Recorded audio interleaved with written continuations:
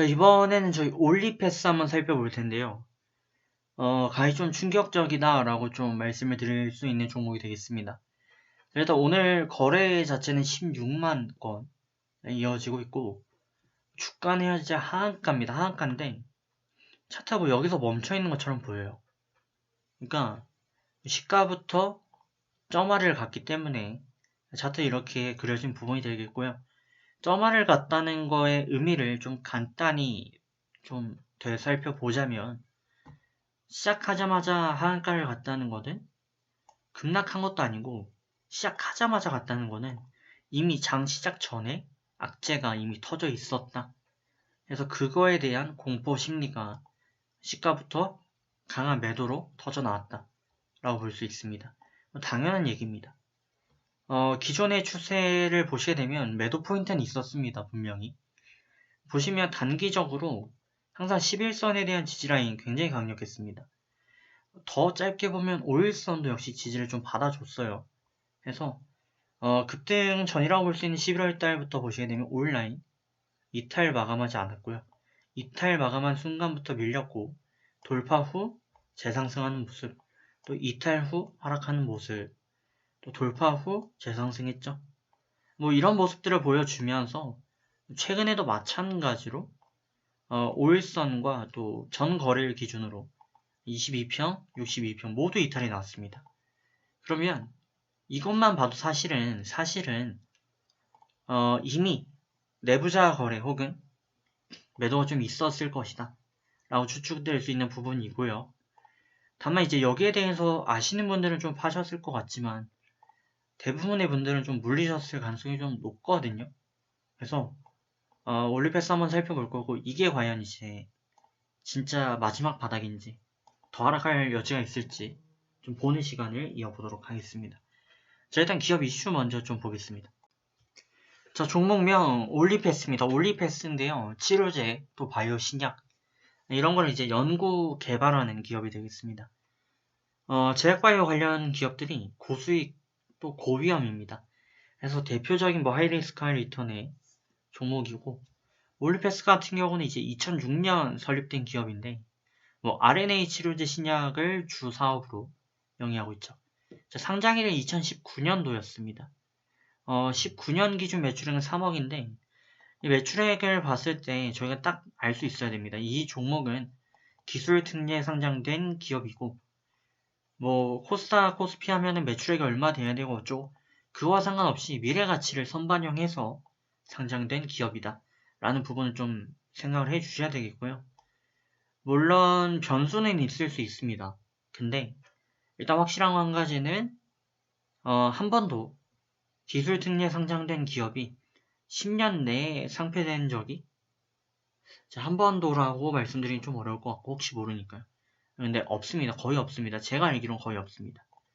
그만큼 금융 감독이나 아니면 이제 KRX 자체에서 좀 보증을 써주는 그런 부분이 있습니다. 자, 시총은 3,600억대인데요. 오늘 30% 하락한 거를 감안을 좀 해주셔야 되겠죠. 현재 이슈 중인 부분은 뭐 간단합니다. 오늘 폭락된 이유는 간단한데, 일단 한가 갔는데 OLP 1002 호주 임상 첫 번째 임상부터 이제 특이 상황이 좀 발생했다라는 이데일리 뉴스를 좀 체크하실 수 있겠고, 조금 더 체크를 좀 해보겠습니다. 조금 더 체크를 좀 해보면은 보이시는 것처럼 지금 보시면 비마약성 진통제 관련된 이제 신약 지금 사용 중인데, 이게 이제 가짜 위약군, 가짜 약 그룹의 통증 평가 수치가 예상과 다르게 진통제 투약군보다 과도하게 감소했다. 그러니까 약이 바뀌었을 수도 있고 이건 모르는 거죠. 뭐 그런 일들이 좀 일어났다 해서 좀 이슈가 되고 있는 상황이다 보시면 되겠습니다. 자, 그러면 일단 어떻게 해야 될까요? 지금 이게 확정적인 뉴스는 아닙니다. 그죠? 어떻게 보면은 단순 특이 상황일 수 있어요. 하지만 전례를 좀 살펴보면 지금 뭐 백신이 여러 가지 있는데 최종적으로 성과는 다 효능은 인증을 받았습니다. 근데 보시면 아스트라제네카가 있고요. 그죠? 그리고 화이자가 있고요. 화이자가 있고 또 모더나가 있습니다. 그리고 뭐 스푸트니크 V 이런 게 있을 거예요. 근데 여기서 다 좋다고 인증을 받았는데 화이자와 모더나만 좀 잘 나가고 있어요.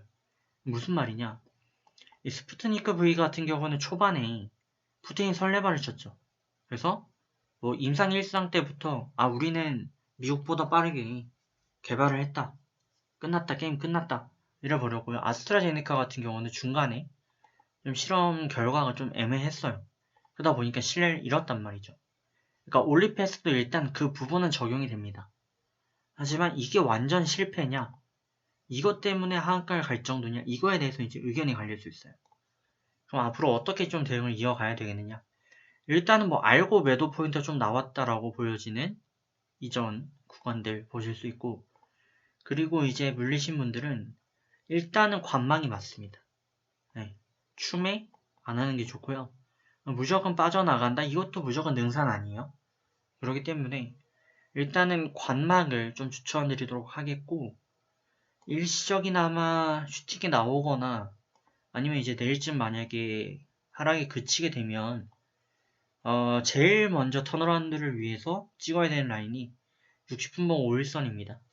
그래서 이거 돌파 마감 나오기 전까지는 접근을 좀 자제하시면 좋겠다. 네, 그렇게 말씀 좀 드리도록 하겠고, 신규 매수분들도 바람직하지 않습니다. 지금 들어가는 거는 5일선 돌파 마감 확인되고 조금씩 접근을 좀 이어가시면 좋겠습니다. 자, 좋은 결과 있으시길 바라겠고요. 어떻게 보면 약간 과잉 반응도 좀 있어 보여가지고 좀 살펴보시면 좋을 것 같습니다. 좋은 결과 있으시길 바라겠습니다.